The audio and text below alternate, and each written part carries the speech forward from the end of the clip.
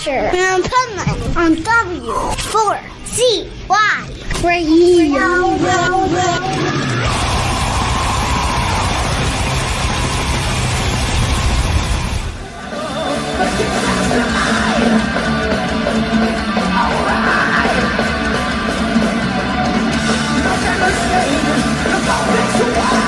This is the Pipeman here on the Adventures of Pipeman W4CY Radio, and I'm here with our next guest that, one of the first songs I ever loved, we're going to talk about here. So let's welcome Bones from Tailgunner. How are you? Hey, man. Yeah, I'm good. Thanks for having me on. Oh, my pleasure. And, you know, I'm kind of bummed because I was at Download doing interviews in the press area, and I didn't get to catch you guys playing Hit the Lights at Download. I was like, when I saw the video, I'm like, fuck, I missed that? That sucks. Well, that's the thing with Download is, you know, people say these days, Download doesn't have any heavy metal bands anymore, but they don't look. So thankfully we'll be back next year and maybe we'll play Hit the Lights again. Okay, well, I'll be there next year, so I'll make sure to not schedule any interviews during your set then, for sure. So I want to know, okay, so you're doing Hit the Lights. It's now going to be on the upcoming album, No Life Til Leather. Let's start with what made you pick Hit the Lights of all the Metallica songs? It was actually picked for us, I got to admit. We got asked if we wanted to be on the compilation album, and obviously, you know, we said yes. We saw Saxon and Motorhead and so many great bands on there. We were never going to turn it down, you know, and so many great British heavy metal bands. But we got sent the track that we were going to do, and no complaints. I mean, like you say, Hit the Lights, incredible metal tune, and the opener on the album as well. You know, can't get better than that. I know, right? And I remember, I was there at Metallica's first show. And I remember the first Metal Massacre and hearing that song on there. And I was like, oh my God. Now, like, that's what turned me into a thrash metalhead right there. Before that, it was like Priest and Maiden, and then Metallica and Slayer after that. But, and that brings me to something else, because you guys have a new album as well. And it was produced by KK Downing. How did that happen? That's a long story, really. I'll condense it down for you. I mean, we put out a debut EP back end of 2022 in December called Crash Dive. It's the first thing we ever released. And somehow, I still don't know who it was, but someone turned KK onto it. I mean, I need to find out who and buy him a beer one day, right? But KK heard this EP and obviously liked what he heard, and we got an invite to open. He was making his big comeback with KK's Priest, the first KK's Priest show at the Steel Mill, KK Steel Mill in Wolverhampton, which is a killer venue in the Midlands. It was Paul Di'Anno as main support, you know, before he passed away, and then KK asked us to open, which was killer. I mean, basically, he said to his manager, like, this new band, Tailgunner, I want them to open this show. And it was only the second time we'd ever supported another band. It was a big deal for us.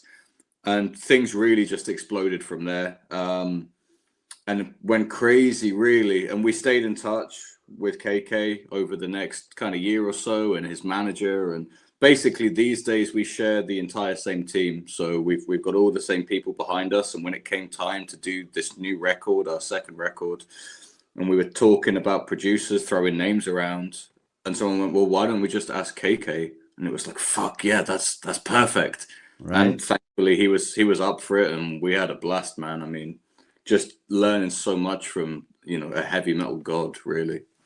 And he's the nicest guy in the world too. So like, he really is. He really is. I mean, we've been lucky enough to tour with some of our heroes and some big bands and all the rest of it. And, you know, you meet some good people, you meet some bad people, but, you know, KK it's true. He's the nicest guy. I mean, forget Dave Grohl. KK is the nicest guy in rock and roll.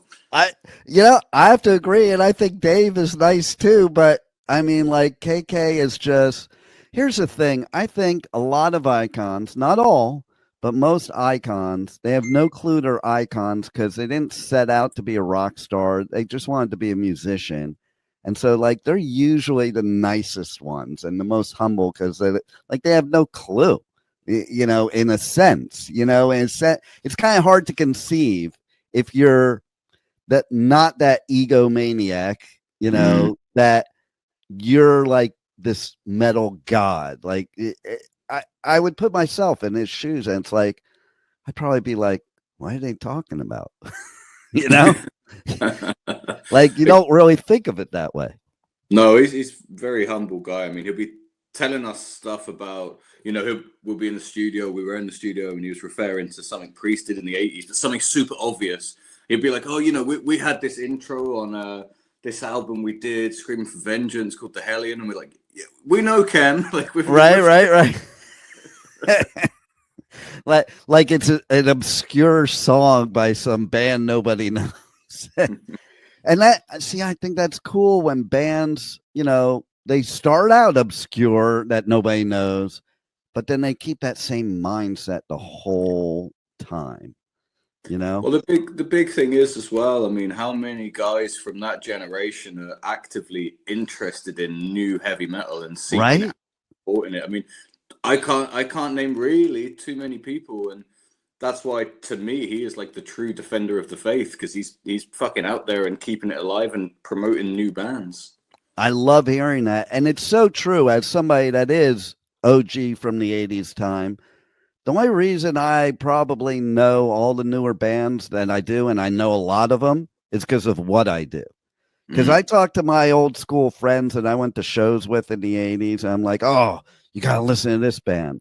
And the problem was back then, to be honest, we were such fucking stupid gatekeepers that God forbid anything new should come along after the 80s. Like my friends from way back, they still kind of think, oh, there's no good band since the 80s. And I'm like, yeah, I'll show you a few bands that'll blow you away. Yeah.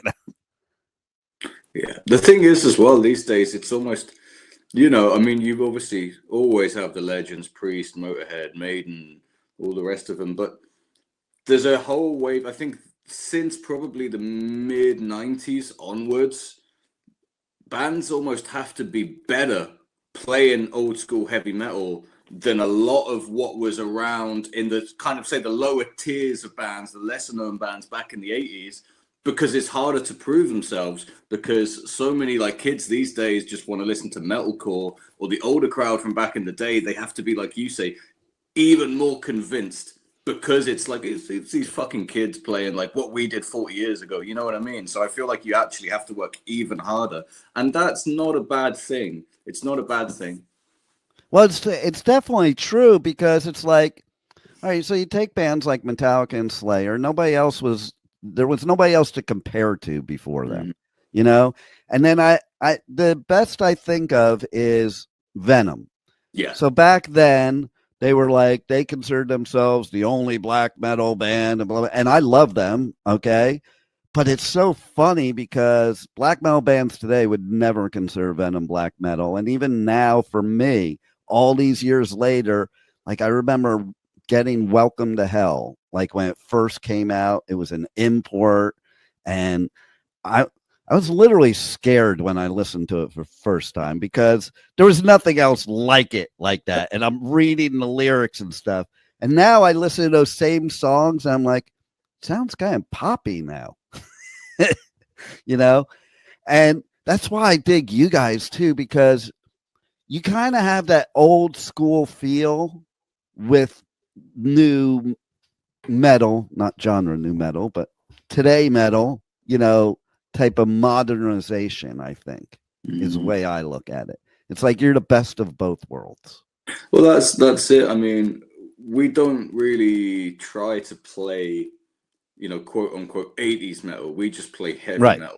We don't deep it too much, because there's a whole scene of bands around these days in the underground that it's like, if it doesn't sound, and I'm talking in terms of the production, if it doesn't sound like a demo from 1982, then it isn't cool. And like, I love that, and I love those bands, and I kind of love that mindset. But at the same time, like, we're trying to build a career, so it's like, yeah, we are in a position now, and being with Napalm Records and things, and obviously working with KK, he's not going to let us have shitty sounding drums on a record, or you know what I mean? It's like we have access to.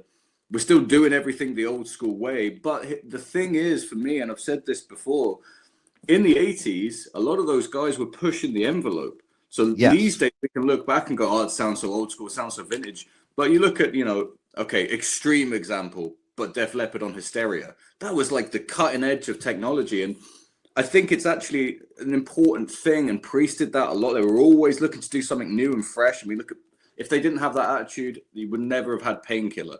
And that's exactly what we're trying to do as well, is still play heavy metal the old school way, the coolest way, but try and push the envelope and take it further and take it to the next thing. So it's not just about sounding like it's from 1982, See, and I love that attitude, because that is what it's all about. We don't need to regurgitate everything. That was the beginning, and you do need to evolve. Doesn't mean that's not an influence, but it's not like, it's not like Slayer set out to sound like Priest or Maiden, but when Slayer first started, that's what they did, is Priest and Maiden cover songs and stuff like that. Tom didn't even know what heavy metal was when he joined Slayer. So and then I love your attitude, because there are a lot of bands that I see that almost nowadays follow this like formula, like an algebraic equation to make the metal. And that's weird to me, because you go back then, there was no equation. And in fact, if you talk to a lot of the artists, okay, like James, he talks about how Seek and Destroy is played at the San Jose Sharks game, but he's like, I don't understand why they play the original version. Like the one I redid is much better, because my voice sucked then. But then you take somebody like me, old school, that I love that original raw James voice, but I also know that he's an artist that has to progress and get better at his craft and evolve. So I like the new voice too, and it's kind of, you can't stay in one place is the point. And so even the 80s bands, if they're staying in one place, they didn't make it past the 80s. Metallica evolved. We didn't like it back then. The gatekeep, posers, sellouts, blah, blah, blah. But you can't deny the Black Album, even though at first we were all, oh, that's a piece of shit, they suck. But you can't deny how great that album is. And without it, you guys probably wouldn't be doing a compilation album of Kill 'Em All if it weren't for the Black Album. Probably nobody would even remember.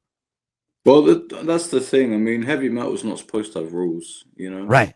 It's so unmetal to say it has to be done this way, or it's not true metal. It's like, no, fuck off. It's true metal because we say it's true metal. Right, and it's because it's a passion. It's like too. I'll talk to people and they're saying, well, I used to like metal. And I'm like, you were never into metal if you say you used to like metal. Doesn't matter where you went in life, how old you are, like, it's part of you. It's different, I think, than a lot of other music. Punk and metal is more of an identity and music opposed to just music. That's why the fans are so loyal as well. Yeah. When you look at like Motorhead, I mean, if Lemmy was alive now, they'd still be around. But it's why a lot of these bands, they can have one hit and it doesn't fucking matter in metal. It doesn't matter if you never have a charting hit or a breakthrough or get played on the radio. I mean, Iron Maiden are one of the biggest bands in the world, and they've never really been a chart band. Right? No. I mean, in the UK, they had one #1 single, which was "Bring Your Daughter to the Slaughter," which it's a fun song, but like as far as like actual Maiden fans go, like who really gives a shit, Right, totally. And part of the charm for metal was always that too. That's why you got into it, and that's why you had a passion for it. We're like one big family. That I always laugh because I do all these festivals, I do interviews, and I'll laugh with some of the artists that we're interviewing. It's like they'll say, yeah, let's keep people thinking we're scary. You know, it's like people think we're so scary, and like you go to a metal show and it's just one big family and everybody's there for each other and there are no outsiders. And that's what I love about metal today, because it wasn't like that in the 80s. It was bullshit in the 80s sometimes. You know, it was like, you know, if you showed up to a Slayer show with a Motley Crue shirt on, somebody would rip that shirt off your back and throw it up to Tom and he'd burn it on stage and you were like an outcast. But you know what? That was bullshit. You know, I thought it was cool when I was a teenager, and now I realize it was just bullshit. You know? So what got you into metal originally? Fuck. I mean, I remember coming home from school as a kid, and we had watched the School of Rock movie. If you remember, that was Jack Black. And totally. To be honest, watching the movie, it didn't really have much of an impact on me. But I got they played the riff to Smoke on the Water in the movie, and I remember coming home from school, and like none of my family are really into metal, or you know, but my dad's into music, and I was just singing this riff, just humming the Smoke on the Water riff. He goes, if you like that, you should fucking check this out. And he sat me down with a pair of headphones and put on the Back in Black album, and like, oh man, as soon as I heard Brian Johnson sing, it was like that fucking moment in The Wizard of Oz. I mean, I've heard Ozzy say about it, but it's like the world went into color. And I mean, literally from that fucking moment as a kid until now, I'm exactly the same person. Do you know what I mean? And that same night then, I heard Guns N' Roses and AC/DC and the Pistols for the first time, and just totally blew my mind. And that was it. That was just it. I was away at the races. It's kind of how it works, right? There's that one time and you're just like, I saw Motley Crue live at the Roxy before they had an album. It was the first club show I ever went to. And like, they weren't hair metal yet. They were horror punk at that time. And I remember going to that club show. I'm like, I'm never going to a real concert ever again. Like, it was the most amazing experience, you know, and it ended up every Friday and Saturday night. That's what I was doing all through high school, you know. And it's funny you mentioned Smoke on the Water, because I wonder if guitarists are picking up a guitar for the first time now to learn guitar, if they have the same thing, and I highly doubt they do. When I was a teenager, the first song you ever were taught to play on guitar, everybody, was Smoke on the Water. I think it's still pretty much the same. I mean, I can't speak for kids now, but bands don't really write riffs like that. I mean, new style of bands. I mean, I saw a fucking like a reel on Instagram the other day, and it was a guitar player saying, how did we end up at this? And he was playing like a modern metal chuggy riff, when he's like, but 40 years ago we had riffs like this, and he's playing like Lay It Down by Rat, you know. And it just, no one really, I say no one, we do, because I gotta fucking push my band, but no one writes riffs like that anymore. Well, that's why they have to check out your version and Hit the Lights, and you know, obviously get the album No Life Till Leather, but more, and also get the album Midnight Blitz, because then they could see what you're about. Because I watched the video of you doing, even though I was there, I watched the video of you guys doing Hit the Lights at Download, but then I pulled up your newest video and I was like, now they're badass. Because that's when you really tell if a band's badass, when you hear what they do with their own music, because that's them being totally them. And so everybody definitely has to check you guys out. Tell everybody how they reach you on socials, how they get the new album, and, you know, check tour dates, buy merch, all that good stuff. Whatever's easiest for them. I mean, if you search Tailgunner on Google, we'll come up. So that's all they need to do. If they search us on YouTube, we'll be there. And if they want to buy our album, whatever way that they would normally go and grab an album, they'll find it. Nice. Well, I look forward to seeing you at Download next year. And maybe you'll be at Bloodstock too, because I'm also at that one. And I think you guys would be great at that one. That's a killer festival. And thanks for being on the Adventures of Pipeman. Thanks for having me, dude. Good to speak to you. Same. Thank you for listening to the Adventures of Pipeman on W4CY Radio.